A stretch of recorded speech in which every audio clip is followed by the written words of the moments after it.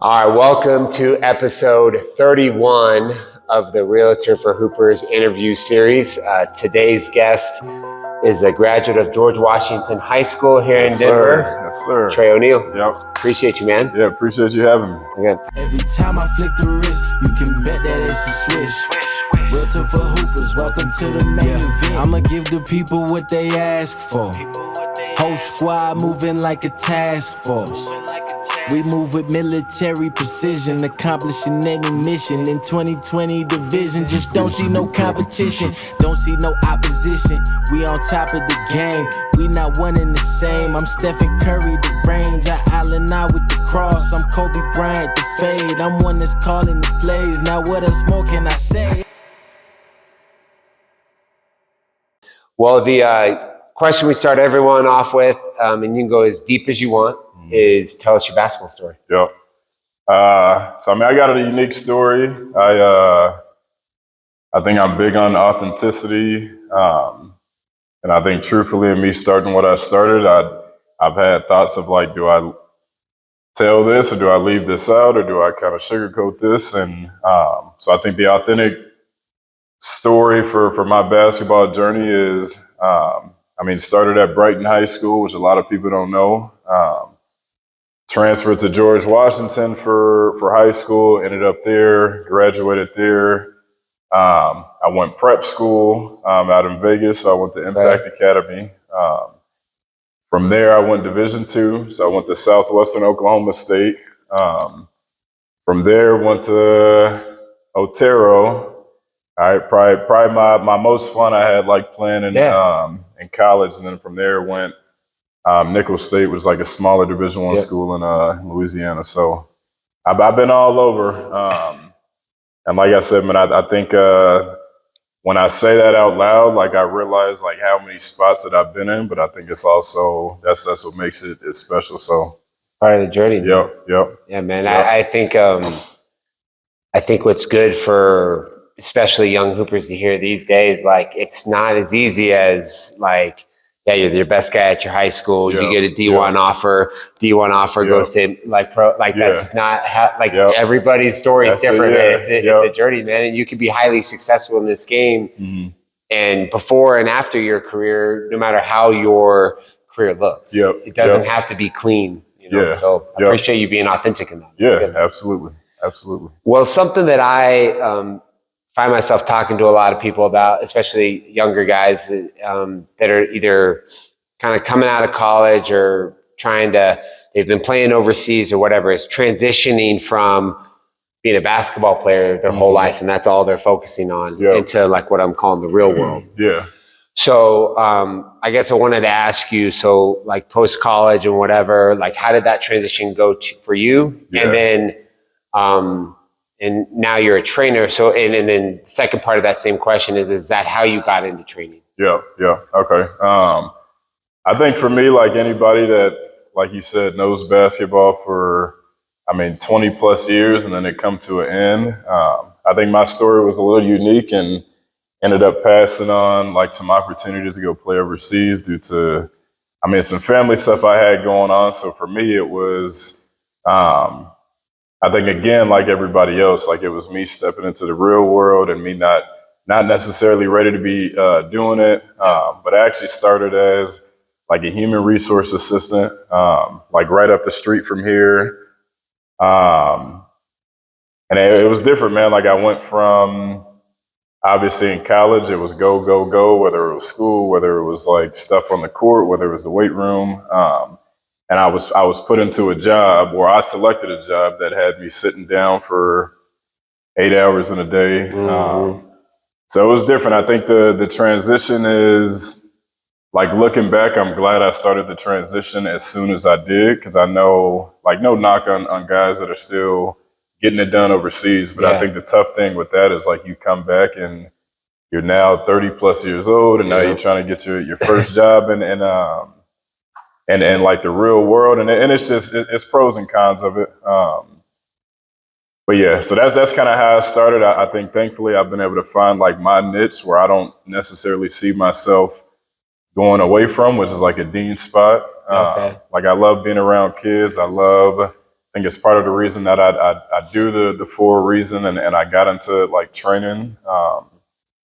So yeah, I love where I'm at now.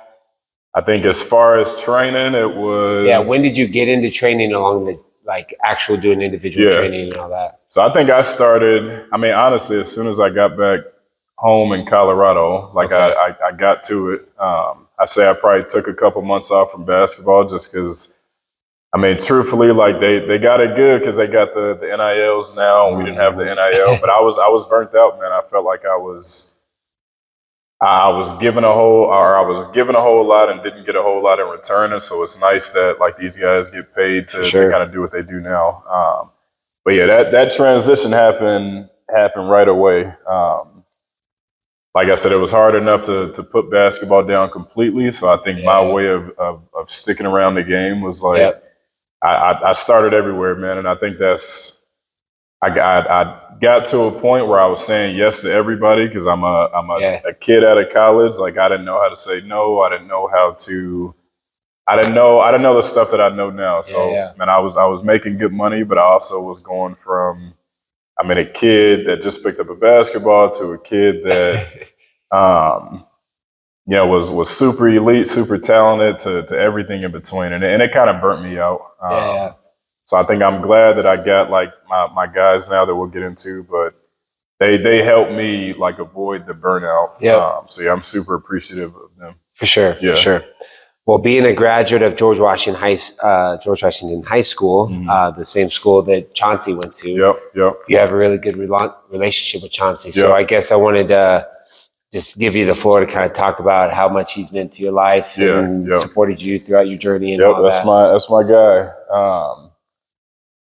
Where do I start? I think some backstory of why my relationship is so strong with Chauncey is like him and my dad grew up together. So both born and raised in Park Hill, which is where a lot of my ties like are, a lot of my family, like my older family, grandparents. But I mean, long story short, like it was, the opportunity was created by my dad. And I think from there, like I took complete advantage, like in the best way. But yeah, he's done a lot for me, man. I think just like every kid in Colorado, like he opened doors that I feel like will never be closed and can't be closed, like as a state. On a personal level, like he actually paid for me to go to like Impact Academy out in out in Vegas. And honestly, I don't even know how much money that was, but I know it wasn't a small penny at all.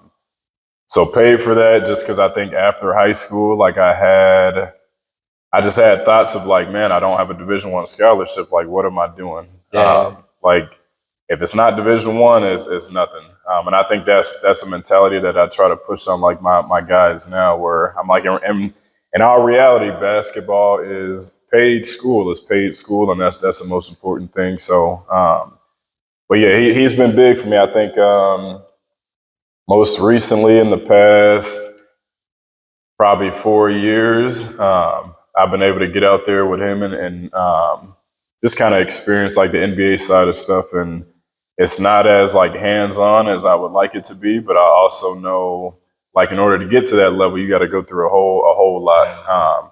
So regardless of like relationship or, knowing the head coach and being super close to the head coach, like there's certain things that you just can't skip past. So, I mean, when I'm out there, I'm super hands off. Like I've had the chance to like sit in on the coaches meetings. I've had the chance to participate in like a lot of their mini camps, like guys that'll potentially make like their summer league rosters. I've had a chance to sit in and kind of help out on like their pre-draft workouts. So man, it's an experience that it's just good for you to see it. Especially a lot of individual trainers where you get to actually see it, what it looks like and all that. It's just something you can get on clips on social media and things like that. But like to actually see it and how it works out, that's real good, man. And we actually, so I spoke on the phone with him, I want to say that's probably 2 weeks ago. I think where he's also been super big for me, and I even told him, I think sometimes I'm starstruck because I I've been around them. I've seen them, like, obviously a countless number of times, but it's different being in the moment. And sometimes I kind of sit back and I'm like, man, I really got Chauncey's phone, who is now the head coach of like the Portland Trail Blazers. Like, I have access to him anytime I want. So we chopped it up on the phone and just kind of talked about, like, this is what I got going on, and he's always been a part of it. He's always known. This is what I have going on. This is the website. This is, shout out to my guy Will. He did everything with the website. But yeah, this is the website. This is my thought process. This is the professionalism of it. This is this. This is this. This is this. So I think where he's been big is, I mean, keeping it real, like giving me the advice that maybe I don't want to hear, giving me the advice that, like, I hadn't thought of, because my mind is going, like, I'm at 100 miles per minute, like being in this fresh stage of like starting a company. And I think best advice he's given me, like, I don't think I've ever asked him for money. And it took me a lot to, like, I mean, even pick up the phone, and that wasn't the purpose of the call, but like, obviously you got somebody like of that caliber. So I ended up asking him if he'd be willing to invest in what I had going on. And he had a unique answer, which I've always operated out of, which is why I've never, like, asked him for money. But he had said, like, truthfully, he felt like the positions he was putting me in, the experiences he was getting me, the advice, the access, like, I mean, things that I just talked about, where it's just worth more than money. So I'm For like, sure. Even if he was to drop like 100,000, like, that money runs out. And then I get to a point where I'm like, okay, I used it well, I saved money, but yeah, money is, it runs out, like, at some point. And I think the experiences and me being able to wear the Portland gear, and me being able to, I think, add that to my resume, like, it's worth more than money, man. So I'm super thankful for him. That's awesome. Yep. That's good. Well, it's awesome to see guys like that invest in the guys like you. Yeah. Because there's a lot of, especially guys on that level that have won an NBA championship and all that, they could just be like, you're too small, like, you're, whatever, and kind of forget about that. But he doesn't, Chauncey does a good job not forgetting about home. And all that, so that's good, man. All right, well, we're going to kind of have two parts to this interview, but the last question of the first part is, you've done training for a long time, like we talked about, but just recently here, you've decided to start your own training company called For a Reason Development. So I guess just talk to me about what the reason behind starting that company was for you. Yeah. I think I got to a point, man, where I needed help. Like I said, I think the knock on Colorado, and I'm sure it's a nationwide thing, is it's like this fear or ego that gets involved, and it just, like, stops people from wanting to collab. And I mean, obviously, I'm one mind, and I know a lot about basketball, but I know bringing in other people was going to, I mean, not only give me more opportunities, but I was going to be able to help out other people. So I think that was the biggest push for it. I think I want For a Reason, and I think why I'm so big on, like, the professionalism of it is I wanted to operate, I think, going back to, like, the experiences in Portland, like, I wanted to operate like an organization, like an NBA team. I wanted to operate like a university. So it's, I think with universities, you don't have one guy, like, running the show. Like, you got a point person, but in order for that guy to have success, like, you got to bring in other people. So that's been my thought process of it. I think biggest piece to kind of rewind is a little over, I mean, close to 3 years ago, I lost my little brother in a car accident. Me and him were, and this is where the significance of, like, the number 4 comes in the name. So we're 4 years apart. The month of April represents, like, the number 4, which is a big month for me because my mom was born in April. And then I think the two biggest things for me, both on, like, the positive and negative side, like, happened in April. So my brother passed away on 4/24. My daughter was born on 4/28. So I'm like, month of April is number 4. We were 4 years apart. It was a 4-day span of, like, the the worst thing that's ever happened to me and then the best thing that's ever happened to me. So I think it's why in everything you'll see, whether website, some shirts, like me always telling my story, he will be he's the key to that engine, man. Like, I think we had talked about it, and it sucks that I got to do it without him. But yeah, that was the key to my engine.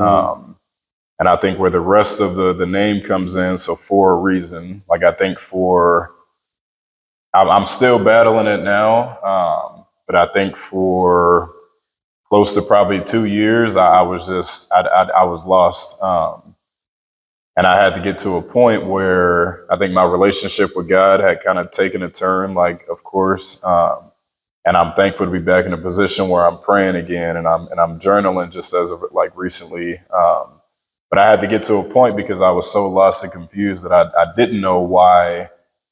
I didn't know what the reason was behind it. So it stopped me from giving my best energy. It stopped me from being happy. It stopped me from laughing, smiling, like doing all the stuff that I was known for. So I think that's been the message behind it. Like, everything happens for a reason. I think it sucks because I'm still trying to figure out like what that reason was, but I know I'm getting back to God. Like, I know, he wouldn't do something like that without something big on the way, or maybe he was protecting my brother from something, or maybe it's just been thoughts like that more on the positive side, like rather than the negative side. So maybe it kind of gave you the platform to start this. Maybe a reason. Yeah, absolutely. To start this. Yeah, and I appreciate that, man. Like, I think the more I share that story with people, the more I get like just like takes like that or advice like that I didn't even think of. So I owe a lot to him, man. Like, I think in telling that story and where I want to tie it into, like, for a reason, is like the mental health like side of things, because I don't think there's anybody. I won't say anybody, but not that I know of, like, in Colorado. I think when it comes to basketball and development, like, people forget about. There's a mental side of it. There's a film side of it. There's I mean, we're in a weight room now, so there's like a building your body and keeping your body maintained. So, I think it's a holistic view of training, not just on the court skill training.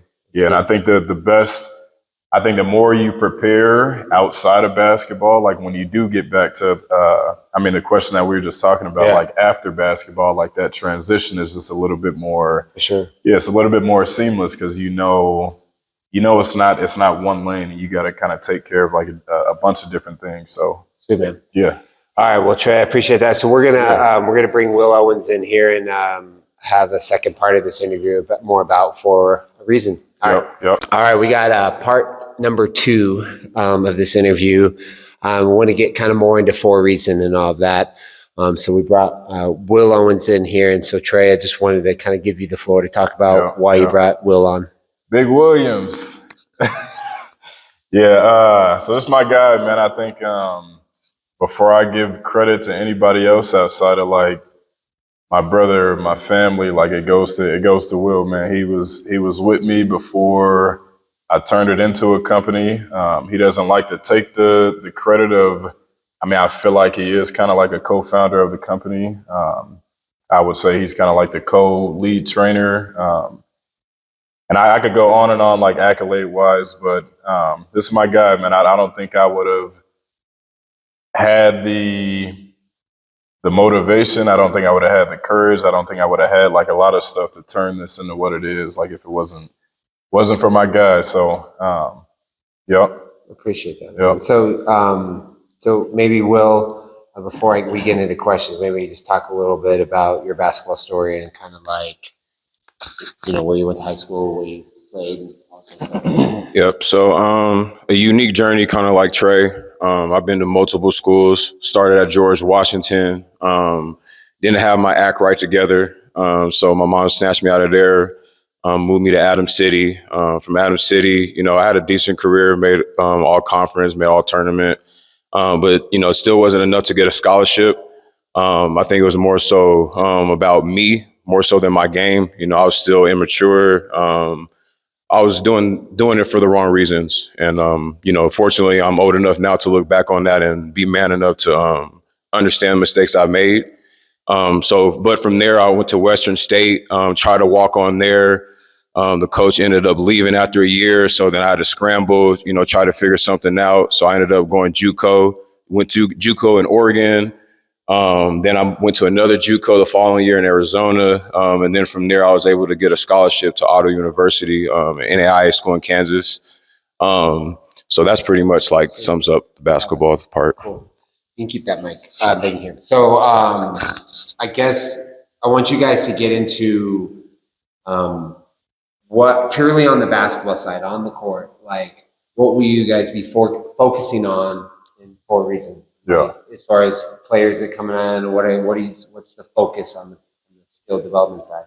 Yeah. So I think it goes back to me not being able to do it alone. Like I'm good at things that maybe Will is not the greatest at, and then vice versa. So I think we all have like our own buckets. We'll have like a tier system just so we can kind of keep kids we talked about before we walked in, like meeting kids where they are, not throwing them in a situation where they feel like, damn, I'm with this dude that was all state, but I didn't make my varsity team. Because I think that does more harm than it does good. So I think as far as the specifics of what I'll be working on is like ball handling, change of speed. I think I was a bigger guard, like not in height, but kind of, I think mass-wise. So I'll be focusing on like body contact and how to play through that. But I think bucket-wise, that's where I'll be. Yep. For me, being a smaller guard, shooting, ball handling, passing, those are very essential for any guard that's 6 foot and under to be able to be effective at the next level and play heavy minutes, being trusted with a program.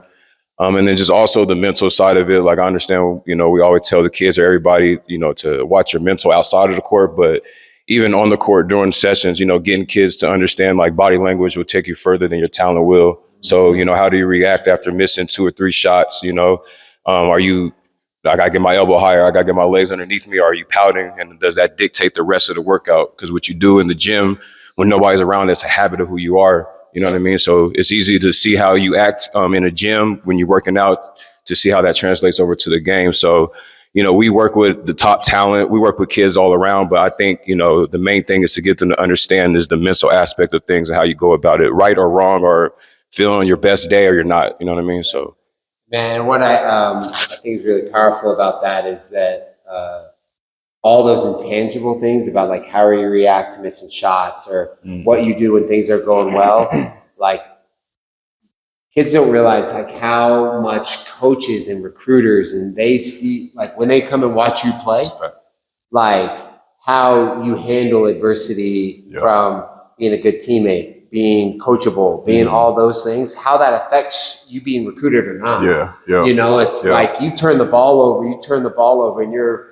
yelling at a ref or you're whatever and all that, like don't get it's a very passionate game, but like sometimes that's going to paint a picture of you that you may not want. You'll be the first one back if you make that turnover. Exactly. Like all that kind of stuff. So I appreciate that, guys. So next, it's a very kind of general question, but like, what do you want people to know about For a Reason? What do you want people to take away from what you guys are trying to build in For a Reason development? Yeah, I would say my vision for, I think, the company now and where it goes in the future is, I think like we talked about, because basketball at some point comes to an end. Like it doesn't matter how good you are. It comes to an end. So I want people to know, I think what For a Reason, like it's not just basketball. You got the mental side of it. You got, like I said, working on some partnerships with like different people. So maybe it's yoga and Pilates. Maybe it is, I think something, a goal of mine is to bring on like a tutor, because I think how you study and I mean, that knowledge like is going to translate and probably be more like effective in the real world than like basketball is. So I just want people to know it's the end goal and I mean, the end game is for, I think, us to give as many resources as we can that don't strictly relate to basketball. So when like the game is done and you had the great career that you had, like you are mentally prepared, like physically prepared. I mean, prepared in every way to like step into the real world and not have like those setbacks that I think a lot of us ran into. So it seems like you guys are really, sorry to interrupt, but No, it you're good. seems like you're really trying to develop a human as much as you're developing basketball. Yeah, absolutely. And I think that's like I had people that did that growing up, and I'm sure Will did as well. But I didn't have a place that I could go to where I got all of those things, and it didn't happen until I got to, I mean, probably college, honestly. And I think by that point, it's like a little bit too late. Like you obviously catch up and you catch on and you adjust and you do what you got to do. But I think the sooner guys can get those different experiences and understand that, like, basketball could be the reason that you get a scholarship, but how are you going to keep the scholarship? So little stuff like that. Yeah, and I think there's something to be said of just having kids having access to people they can even ask, like, hey, my science is trash right now. Do you know anybody that I can talk to about getting my science grade up? Because sometimes they trust in their their teachers, and sometimes they don't. Or like, hey, I'm really trying to, get better in the weight room. Do you have someone I can like train in the weight room? Like having just someone that people could ask questions and have a network enough to where you can steer them in the right direction, even if it's not for a reason. You have someone to send them to. Yep. Do you have anything to add to that? For me, it's just the aesthetics of it. Just like Tre said earlier, it's so easy. I have my own training company, but I put that aside because, like Tre said, you don't see too many opportunities where the top trainers come in together and they collab. It's an island over here, island over here, island over here, and it's 4 or 5 coaches or teams or whatever the case is fighting for the same 10 players. You know what I mean? And so, when parents, when kids, athletes, whatever, they come in for a reason, they're going to see that all the best trainers, coaches, all the connects that we have is all under one roof. It's not just a basketball thing. It's about being a young man or a young woman or just a young adult, period. We want to help them succeed off the court just as much as on the court. And so, just when you have a place where you have all these people, all these resources all in one, and it's in, everybody's heart is solely on making that player better. I think that is unique about for a reason. And I think you're going to start seeing in the next few years a blueprint of guys coming together and try to build an empire and stuff like that. So I think Tre started a blueprint for sure. Sweet. I appreciate that, brother. Well, good, man. Well, last question, and it's a fun question, but sometimes it's the hardest question to answer. And Will, I'm going to start with you. You got to pick one thing, but what's your favorite thing about hoop? As a player, is being competitive. As a coach, it's just every day you could choose to learn something. Coaching a player, you know what I mean. So I always tell players to stay paranoid, stay curious. Every day you wake up, you're not gonna have all the answers. You know what I mean. Excuse me. You're good. Bron, you know what I mean? Bron, 4 years old, and, he's still adding to his bag. Every day he still has to get up and put the work in and learn different ways of how to get through and navigate through the day and the season. So, if one of the greatest players of all time can do that, why can't, me or anyone else? So that's what I would say. It's tough to follow up. I'll do the player thing, coach/trainer. I think as a player, being from Colorado, being from Denver, I hadn't really, if it wasn't for basketball, I probably wouldn't have been too many places outside of the state. So I think it was the opportunities that presented me to get out of the only place I had knew. I think especially on like that college level, man, I have been to places that, never would imagine. So I would say that as a player, and then obviously like the competitive aspect of it. I think it always kept me on my toes. Like there was always people better than me that I wanted to be better than. So it just kept me motivated. I think as a coach and a trainer, kind of to piggyback off of like what Will said is, I like learning stuff from other men. I like learning stuff from even young men and like Will said, young women. I think it shows me that I can always be, that I think me staying teachable is probably the best thing for me, regardless of like age. I think also, I think where I see and I feel the most like reward is, I think regardless of how big the accomplishment, I think seeing guys and girls grow like on the court as well as like outside of the court. And I'm not big on taking like credit. Like I think people have to force me to kind of take the credit. But I think looking back and being able to be like, man, like we worked on that move in the gym and then you just did it in the game. Or I think coaches reach out to me or coaches reach out to Will like that are on the college level.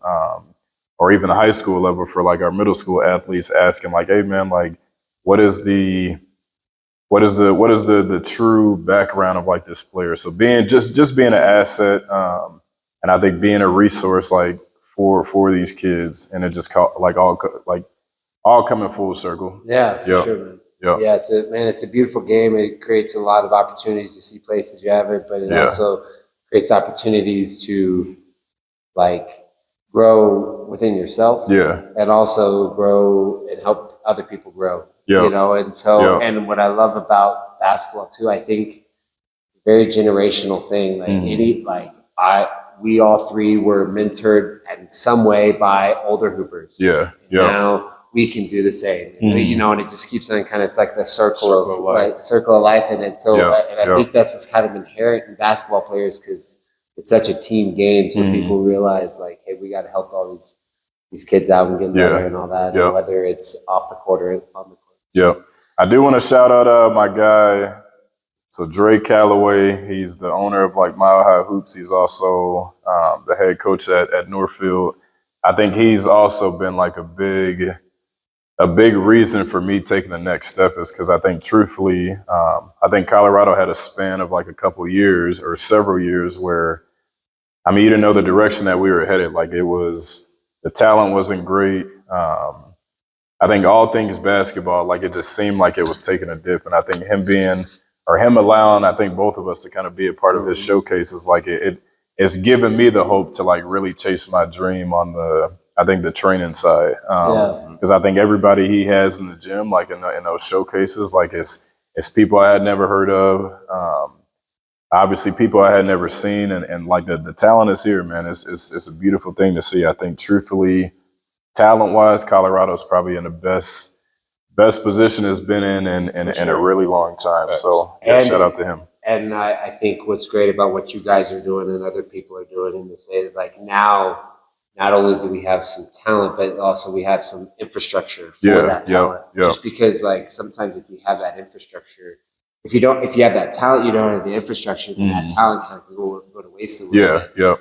Now we have enough people, whether you're on the south side of town, west side of town, north side, or whatever, that you have someone that you can go to that actually knows what they're doing and all that. So all right, fellas, well, I appreciate your time. Yeah, absolutely. Appreciate you, man. Appreciate you having me, bro. Thank you, bro. Every time I flick the wrist, you can bet that it's a switch. Realtor for hoopers, welcome to the main event.